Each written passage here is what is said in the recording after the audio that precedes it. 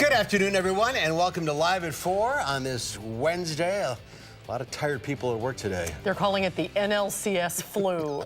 Everybody staying up for the Brewer game. Yeah, the Brewer game went to 1:30 or Yeah. so, and they're about ready to kick off Game 5 in about 8 or 9 minutes. So we'll get a update from Jay Wilson on that. Big series coming up. Yeah. But here's what's making news on this Wednesday. 2 months ago, historic flooding hit parts of our area. Today, a man who rescued more than a dozen people is being honored. The president continues his intentions to find out what happened to a missing Saudi journalist. Turkish officials maintain the man was murdered. And our neighboring country to the north becomes the second nation to legalize pot. But first at 4, we're starting with breaking news tonight and an update on the search for a 13-year-old girl missing from northern Wisconsin. Community and across the nation. We have added The phone FBI lines and the to Barron County accommodate the Sheriff's Office are influx holding a of news information conference right now. coming into our Here command post. it is We live. thank the citizens of Barron County and the citizens of the United States for their continued support and partnership as we move forward.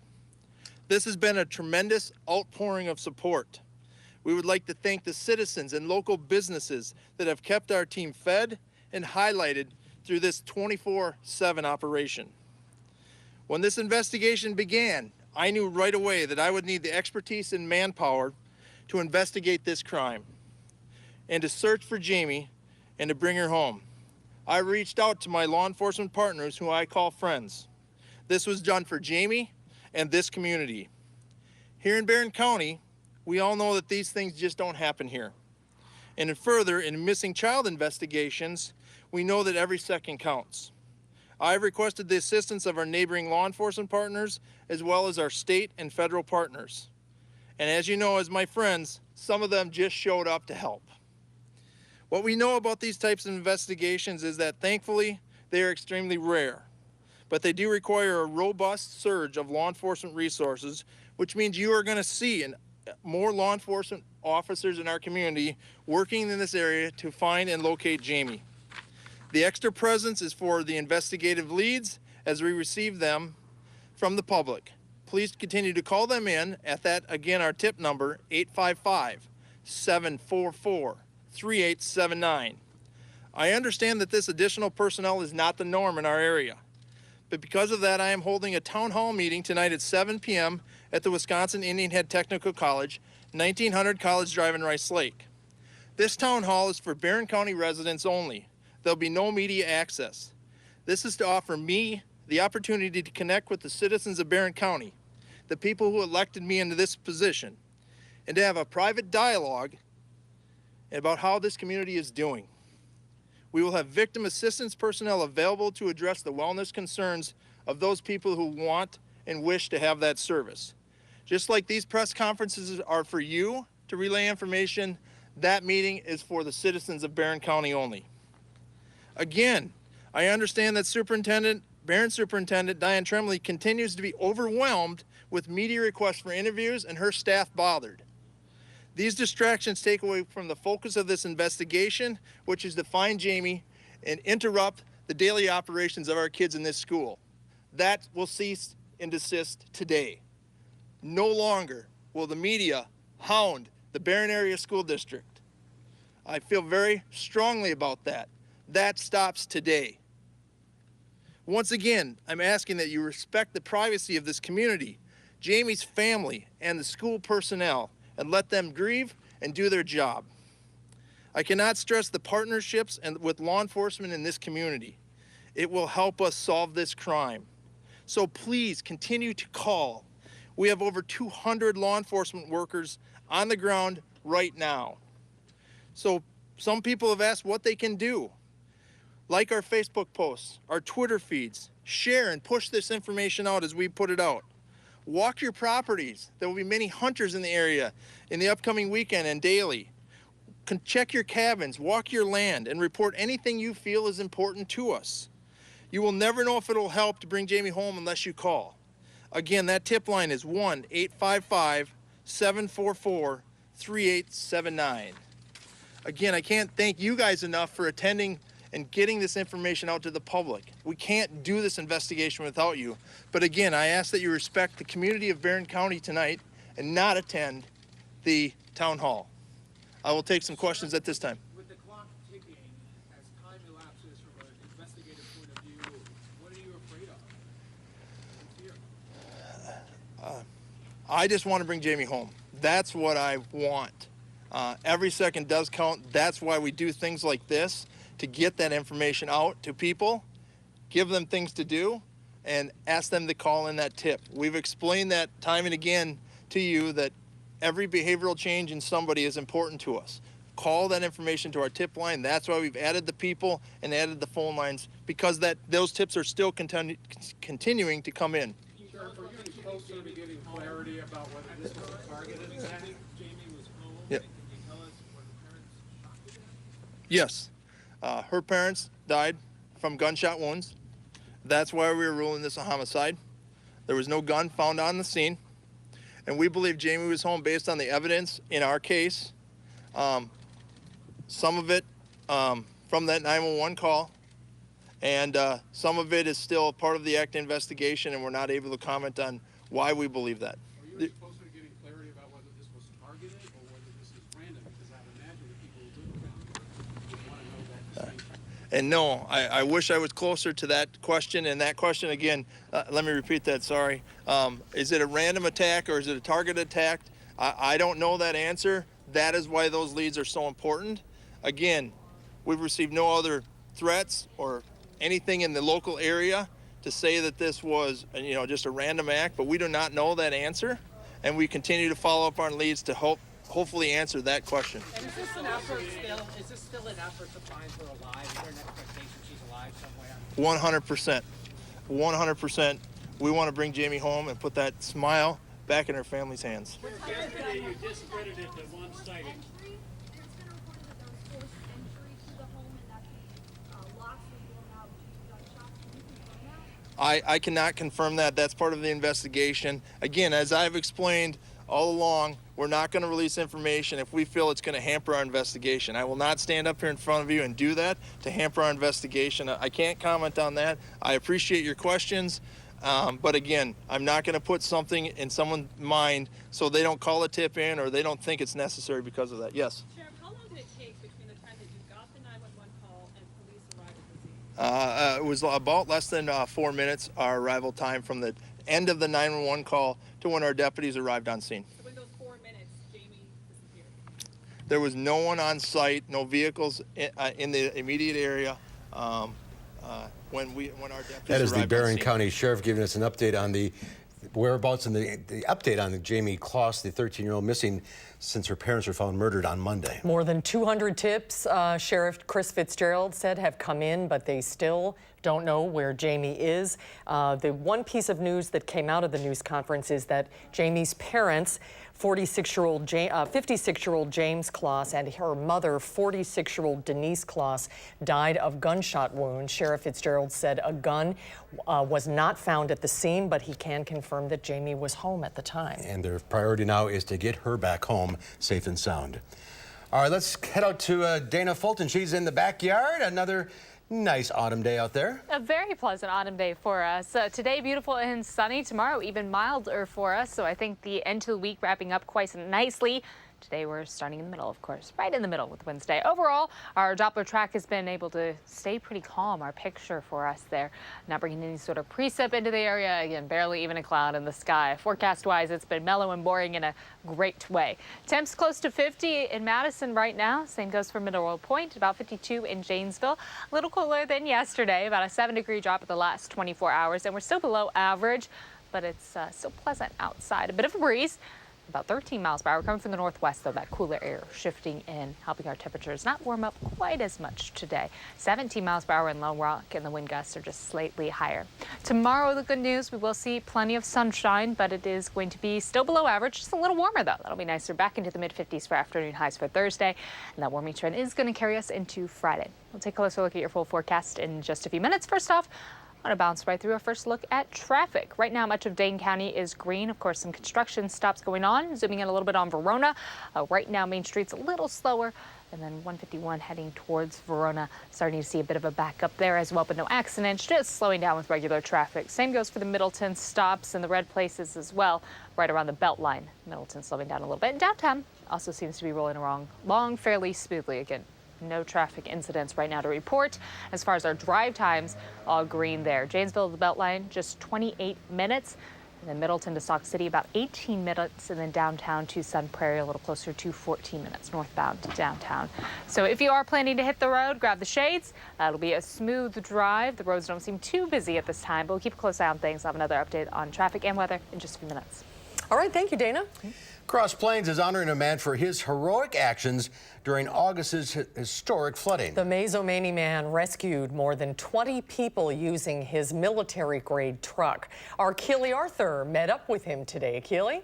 That is correct. The truck was very impressive, as is Pete Kramer. The night of the flooding, we were telling everyone to stay off the roads. Well, Kramer saw the reports and decided to do the exact opposite, a decision that ended up saving lives. Kramer is the owner of PT Firearms in Cross Plains. The night of the flooding, he drove there to check on his store.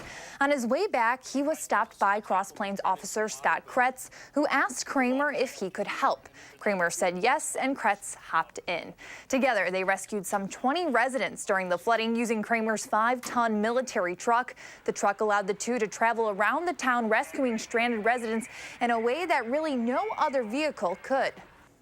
The water got up to here and even up to here at one spot. Not that I stuck my hand out and measured, but this is where I sat. And I would say the water got over this a little bit because my feet were wet. Police say the water was moving too quick for a boat and too high for fire trucks. So Kramer really did make all the difference. Now, Officer Kretz was also honored for his role in the rescues.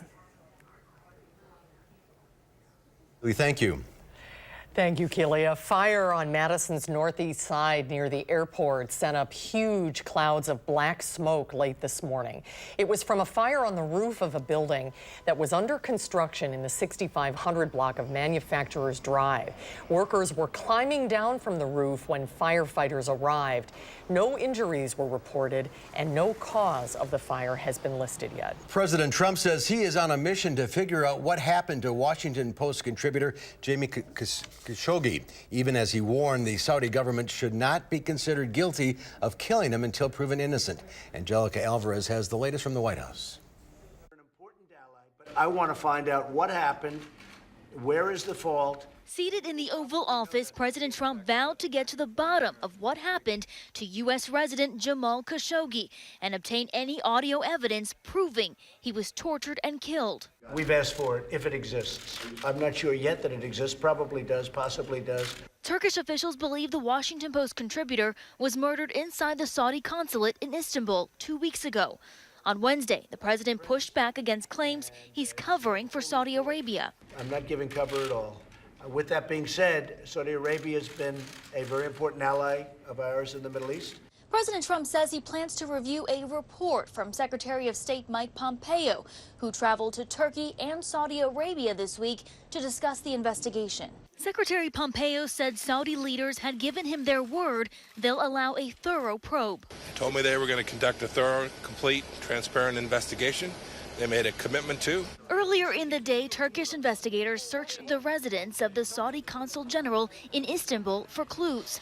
Khashoggi had criticized Saudi Arabia's crown prince, the country's most powerful leader, and reportedly feared for his life. Angelica Alvarez for WISC News 3.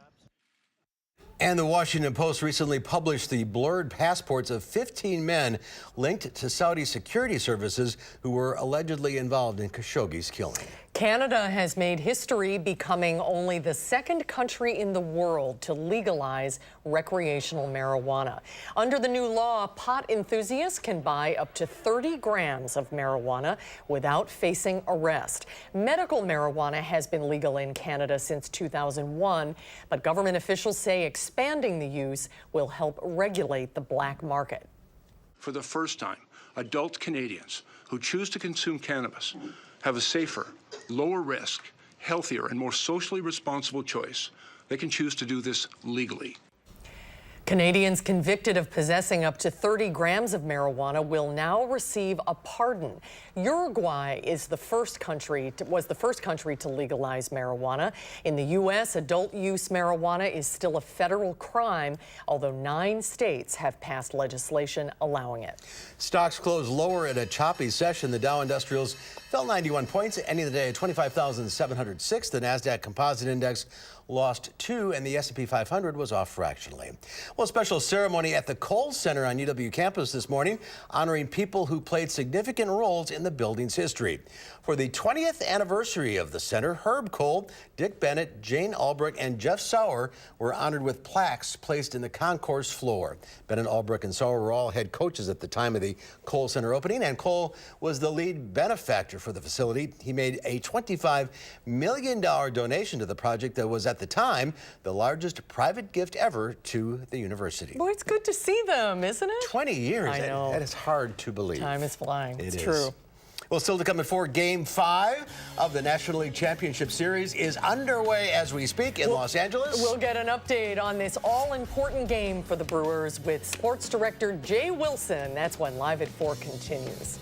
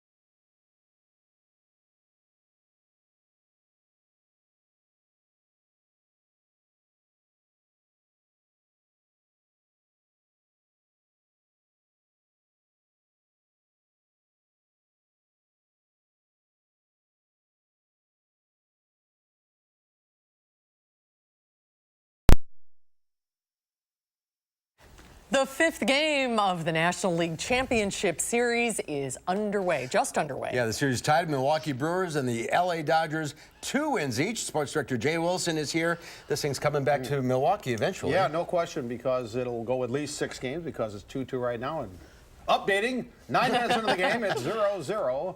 Clayton Kershaw against Wade Miley. The Brewers, Lorenzo Cain got on a base hit, got caught stealing at second. Boom, boom, boom. That's the end of the first. They got to be tired because the game last night went till 1:30 our time.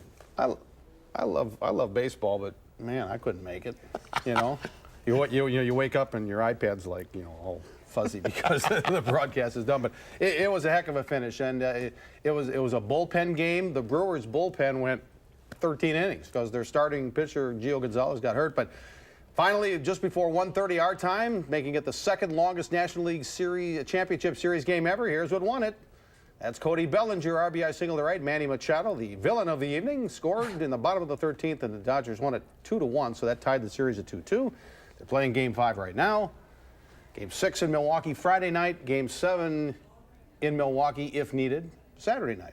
And Machado got fined for that play, didn't he? Yeah, he. If you saw it or if you didn't see it, I guess in the 10th inning there was a ground ball to short. Machado, who's had a history of some odd run-ins through the last number of years, basically hit his leg on the back of Jesus Aguilar's leg.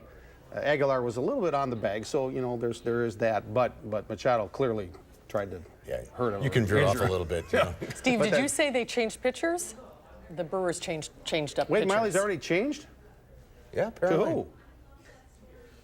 Well, they went to a commercial. We're talking to our producer. This is scintillating television. Yeah, we're talking to our producer, Steve. Wow. Well, and that's Craig Counsell's MO here. They're not starting pitchers; they're out-getters. They're called now. That's interesting. That's the new term, out-getters. It's a different, opposite approach to playing baseball. These two teams. Oh yeah, I mean, back in the old days when we were growing up, pitchers would start 40 games a year. They would have 35 complete games. They'd pitch 300 innings in a season without hesitation. Now, you get a guy to pitch 200 innings in a year. That's really something. And now you can't even get starting pitchers to get out of the first inning. But the Dodgers still kind of old school. The Dodgers? Yeah. I mean, Clayton Kershaw is still one of the best pitchers in baseball. He's lost a lot of velocity from his Cy Young years, and Brewers hit him pretty well in their first meeting in this series. But Kershaw's a tough nut to crack. I mean, he's still a great pitcher, and the fifth game. Now it's a 3-game series. Right. First team to win the next 2 wins it, and if the Brewers could win today, come back with 2 home games, you'd think their chances were pretty good. But the Dodgers were in the World Series last year. They've got experience. They've got, they kind of know the bright lights. And if the Brewers would lose today, even coming back home, that's going to be tough. That'd be a challenge. 2 games back to back. But I mean, playoff baseball is great if you like baseball and you don't care who's in it. But if you care who's in it, it's really great. I mean, every pitch. I mean, there's hooting and hollering in the newsroom. Oh yeah, it's everybody's so excited about it. Cub fans are kind of quiet. They are. Gary's in there. He's supporting the Brewers, though. Brandon Woodruff is our new pitcher, I'm told by Mr. Kane. All and right. Brandon Woodruff was the guy who hit a home run, if you remember the last time. And so maybe that magic is still Fingers there. crossed. Winning today would be great for the Brewers. I mean, I to head into Milwaukee. I don't think there's any question because that crowd at Miller Park. I mean, the LA crowd can be a little laid back sometimes, but the crowd at Miller Park, I think, really does make a difference. They were so loud. Oh yeah. All right. Well, fingers crossed, Jay. Thank you for the update. All right, thank you, Jay. Anytime. All right, we'll be right back.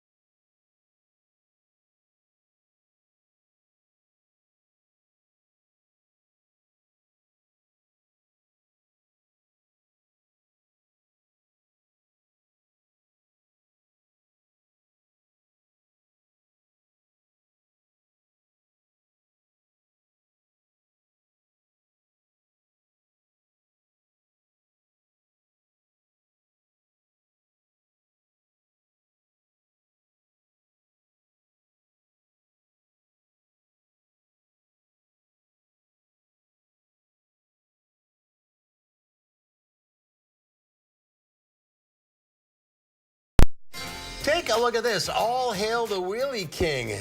Kurt Osborne is pulling a wheelie across America to try to break a world record. The record he's trying to break is his own. In 1999, he completed the trek in 74 days, landing his name into the Guinness Book of World Records. For this latest attempt, the 49-year-old will make use of a wind-resistant plexiglass trailer. He hopes to best his previous feat by pulling off a 2,900-mile journey in just 45 days. He also hopes his achievement will inspire young people to make fitness a priority. How does he do that? How? I don't know. That is really cool. That is cool. That's neat. It's Wednesday, October 17th. It is National Fossil Day, Susan and Mark. It's our day. It's our day. Now, it's also Mulligan Day or Do-Over Day. You can give yourself a second chance to learn what a mulligan is. There you go. Right. And today is National Prunes Day. Now, it's 4 prunes day. So what you're supposed to do is eat 4 prunes a day, and that is supposed to help with your digestive regularity. Most of the prunes in this country, the 2 fossils are breaking open the prunes here. They're plums that are grown in California from plants that came originally from France. You pointed out how much fiber they have in them. They're good for you. They're dried fruit. It works. Hey, honey, those old people are eating prunes on the TV. Good job. Oh, my goodness. Dana's like, what did I get myself into with these 2? Here, Charlotte. Charlotte came out for a I'm prune. sorry, I heard prunes, and I came calling because I can eat an entire bag. There you That's go. why somebody has to stop me. Okay, we'll go. So, as long as we have 4 at a time. 4. We'll share. Okay.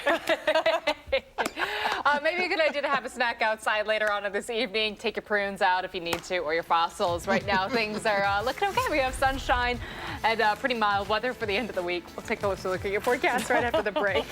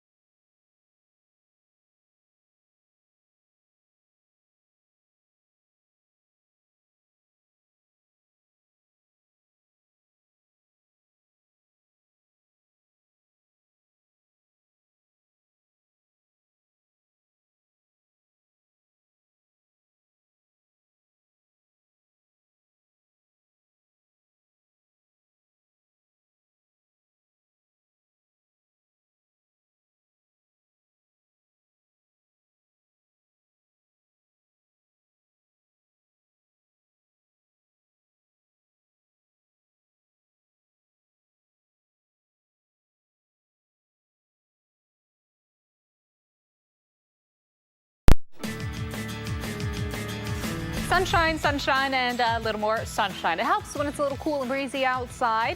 Makes it less chilly for us, of course. Standing in the shade is a big difference between walking the dog in the sun. No precip concerns. Again, our Doppler track looking fairly good for us throughout the entire state. Central and southern Wisconsin staying nice and dry. Still, though, just a little cool. Temperature-wise, we're close to 50 in Madison, 52 in Janesville, and about 49 right now in Monroe compared to this time yesterday. It is a little bit of a drop. Our wind direction has switched and our wind speeds picked up just a little more. We're at about 13 miles per hour in Madison, closer to 17 in Lone Rock. We've seen a few wind gusts just a little higher than that. If you step outside, you'll certainly notice the wind.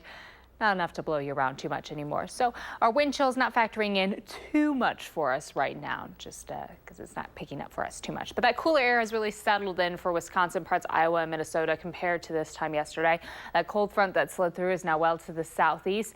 Things look fairly mild for us. We have cooler air to the southeast of the country and some warmer air off into the plains today. But for us, again, back here at home, we've dropped about 7 degrees in the last 24 hours, still quite a bit below average, 10 degrees below what we were at yesterday in Platteville, so it is chillier outside. Looking ahead through this evening, we're planning on sunshine continuing for us. Overnight lows will drop a little closer to freezing for us. Heading into tomorrow morning, we'll be below freezing, looking at temps in the upper 20s to start off our Thursday. And then heading through Thursday afternoon, we continue to see sunshine. We're in the mid-50s, though, for our highs on Thursday, so it'll be a little more comfortable outside. Overnight, we have some clouds building in, and we do have the chance for some showers moving in early Friday morning. Just a chance for some light showers for us. Friday afternoon, though, we'll get some sun. It will be a little warmer. It's been a little cool outside for the last few days for us. From the 11th all the way through the 17th, we've had below normal temperatures. Now, this is the longest stretch that we've had since April 13th through the 22nd. 10 days there where we had temperatures below normal.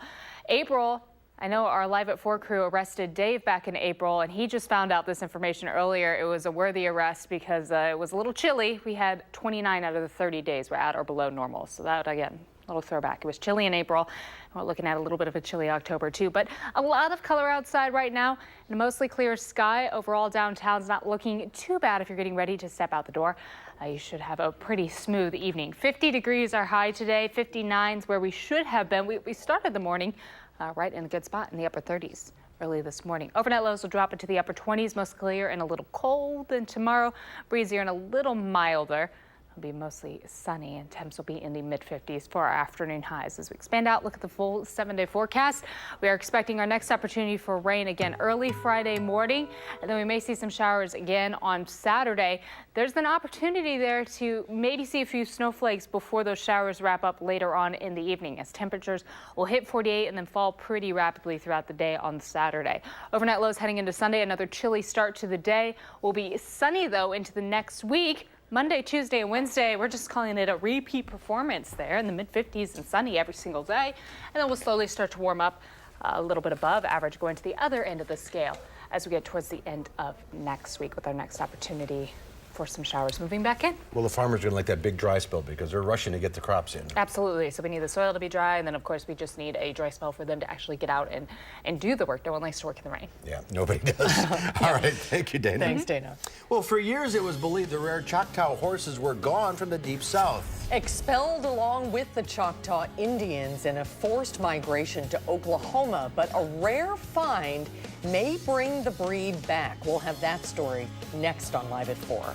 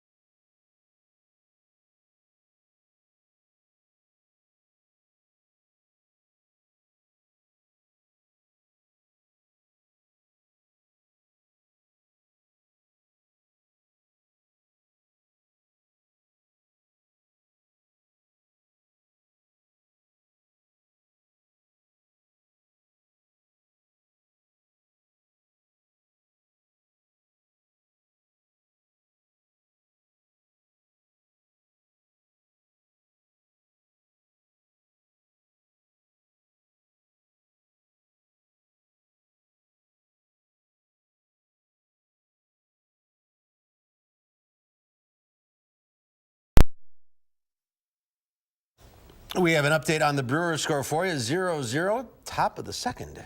Thanks to both of you that are watching live at 4. We'll keep you posted. We'll keep you posted on the score. The Choctaw Indians and their herds of Choctaw horses used to be everywhere in the Deep South. But then the people and its horses were forced out, moved to Oklahoma. But now a rare find in Mississippi means the horses, at least, are coming back to the land of Dixie.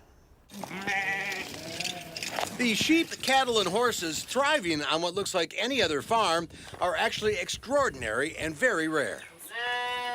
Descendants of the Spanish colonial area, their ancestors were brought to America by Spanish conquistadors and bred in the Deep South by Choctaw Indians. When they first started using them, they used them as pack animals. So they took them on hunting trips. Of course, the women were responsible for processing the meat, but instead of carrying it on their backs, they now could carry it on the horses. Used for generations by ranchers to herd cattle and for transportation, the horse's ties to the Native Americans runs deep. When the child was too big to be carried on its mother's back or on a pouch in the front, they would literally strap them to the horse. And at 5, when they were too big, they were expert horsemen. Choctaw horses were thought to be long gone from the Deep South, expelled along with the Indians in the forced migration to Oklahoma that became known as the Trail of Tears. Thousands of horses died on the journey, were traded or lost. Today, their numbers are in the low hundreds, making this blue-eyed white stallion a surprising find in Mississippi. DNA testing proved the horse, DeSoto, is Choctaw, a thrill for members of the Choctaw Nation in Oklahoma. These horses were so important to our people, our ancestors, and very much a necessity. Breeding DeSoto with mares from Oklahoma has led to the birth of 6 foals this year, the first new blood in a century, and continuing a family legacy for the Mississippi farmer raising DeSoto. The homestead and range have been in Bill Brown's family since 1881, and the livestock even longer. I want to keep it going, and it's just, I guess you call it a family tradition. The mares selected as the best genetic matches for DeSoto were brought to Mississippi last year, and some of the offspring will remain there to keep the Choctaw horses galloping for generations to come. What a beautiful story. Yeah, it's quite a story. I didn't know the whole history of them. I didn't either. They're so amazing. They're amazing creatures. And they're beautiful animals indeed. All right, when we come back, fighting the opioid crisis in rural Wisconsin. That's right. Tom Farley is here. He is the keynote speaker at an upcoming conference next week to support Southwest Wisconsin Community Action Program. We'll talk about it when Live at 4 continues.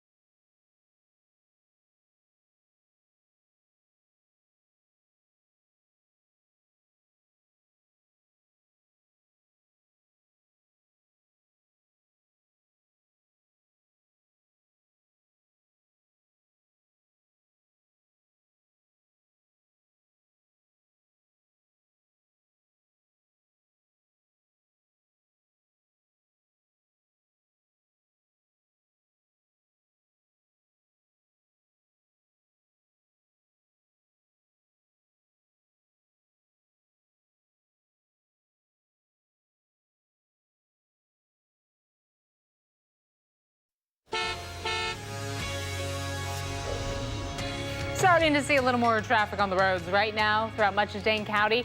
Everywhere outside of downtown Madison seems fairly green. We do, of course, still have some construction spots. No accidents at all to report, which is good news. A little closer to Verona on a 151 southbound, about 12 miles per hour right now. It's a little bit of a slowdown heading downtown towards Middleton. University Avenue eastbound is going at about 18 miles per hour, and then westbound starting to pick up a little bit the further out you go. Of course, on 14 it'll pick up. And then on the Beltline, that's where we're seeing the major slowdown. Westbound, just west of Fisher Road, about 29 miles per hour, then eastbound at about 21. So wherever you're heading, no accidents, just a little slower in some spots than others.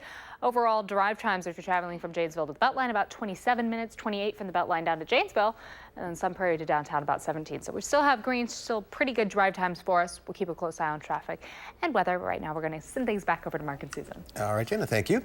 The Southwest Wisconsin Community Action Program, or SWCAP, works to eliminate the causes of poverty in southwestern Wisconsin. This year, the organization is focusing on the need for addiction recovery housing as the opioid crisis continues to devastate our state. The featured speaker at their annual fundraising gala is Tom Farley. Tom, of course, is the brother of comedian Chris Farley and an outspoken advocate against substance abuse. He lost his brother in 1997. Is that right, Tom?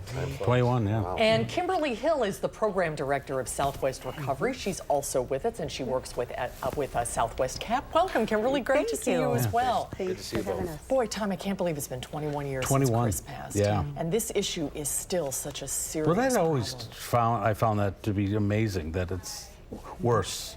Yeah, it when is you know worse. when I knew how bad it was 21 years ago. So what is going to be your message at this gala? One of my messages, especially when I talk in Wisconsin, you know, Chris and I and my family, my dad gave us this love for our state in Wisconsin, and I talk about, you know, our family is still the same as it always was. You know, we had a lot of fun. You know, we still get together and all that kind of stuff. But the dynamic changed dramatically when Chris died, and we have this wonderful culture here and this great history. And if we don't pay attention to this in our state, you know, it'll still be a great state and a lot of wonderful things, but it'll change. It will change for the worse if we don't really pay attention. And Kimberly, how bad is the opioid epidemic in rural Wisconsin? Well, you know, a lot of people don't even realize that it's happening right there. You know, it's your neighbor, it's your mom, it's your dad, it's your brother, it's your sister. It's all over. And, you know, they have to travel, people have to travel from the rural areas to the bigger cities, Madison, to get treatment. And then, you know, and that's where the recovery houses come in, because we want a safe place to send people, you know, back home when they're ready to get clean. And that's what we're trying to accomplish with the gala coming up on Tuesday, October 23rd. But the opioid crisis is the worst it's ever been. They are saying that like 77 people a day are dying or overdosing. Across the country? Yes, yes, exactly. And here in Wisconsin? Oh, yes. Oh, yes. When you're You betcha. talking about recovery housing, are you talking about building a new facility or modifying an existing place? We're open to either one. Either one is fine. We just want a safe, sober, clean environment for people to go to. And then we're building the wraparound services as well. So we're getting the medication-assisted treatment. We have doctors that are able to do that. You know, the outpatient services, the recovery meetings. Some places don't even have a recovery meeting, a 12-step meeting, a support group. So it's really about building that up and having a place for people to go when they're ready to recover. And Tom, a lot of those facilities weren't even available back in '97. There wasn't the support that we have now. No, it absolutely. And more than that, you know, back then it was just the addicts issue to deal with, and now we know that you need a community, you need people around you, and we still have a lot of stigma attached to addiction, but that's changing too. That's part of what I want to be involved in this for is to change, you know, that stigma. It's like, you know, it could be anybody, and not only that, but let's have a gala and have some fun, raise some money. Right. Yeah, exactly. Right. You know? And opioids are so insidious because it could start off with a sore back. It can, yep. The prescription medication. You know, actually Drug Take-Back Day is coming up, and that's a big day in most areas where you can bring your prescription drugs that are no longer used and take them to a drop-off place so those aren't available for kids, because that's what happens. You know, they start taking the medication and then it goes from there. So and we're starting to tackle the overprescription and making steps in the right direction, and this certainly is too for helping people recover. Have a great gala, and Tom, continued success with your advocacy. Oh, I appreciate it. Yeah, thank you. Keep up the good work. The gala is October 23rd, 5:30 to 8:30 at the Deer Valley Lodge in Barneveld. Tickets are $35. You can donate to support the cause anytime or find more information about the gala at swcap.org. Have fun, you guys. Yeah, thanks. We'll be right back with a final check of your forecast.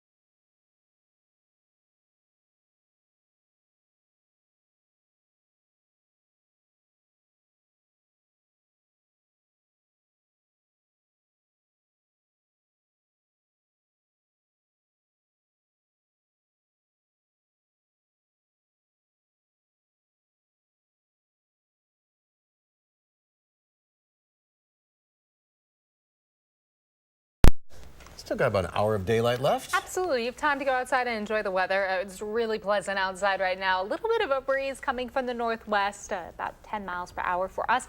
Looking over the next few hours, yes, you still have a little bit of time to enjoy the sunshine and see the beautiful fall colors. Will be close to 60 right around 6. And of course, once the sun sets, our temperatures start to drop rapidly. We are looking at overnight lows in the upper 20s for tomorrow morning. So get ready for a chilly start to Thursday, but Thursday will be just a little warmer than where we're at right now. And the colors are just about peaking. Correct. Yes, yes. All right, thank you. Tomorrow here on Live at 4, fashion consultant Shayna Mace will be along with some tips. And it's a big weekend on the UW-Madison campus. It's homecoming, the parade, and other festivities are part of this weekend 608 report with Emmy Fink. That's coming up tomorrow on Live at 4.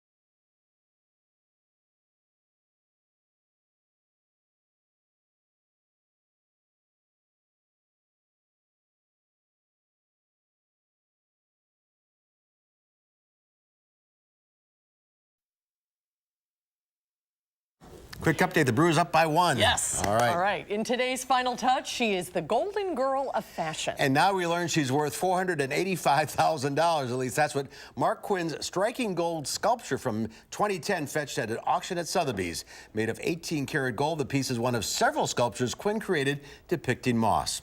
It's just one of the show-stopping items at Sotheby's first ever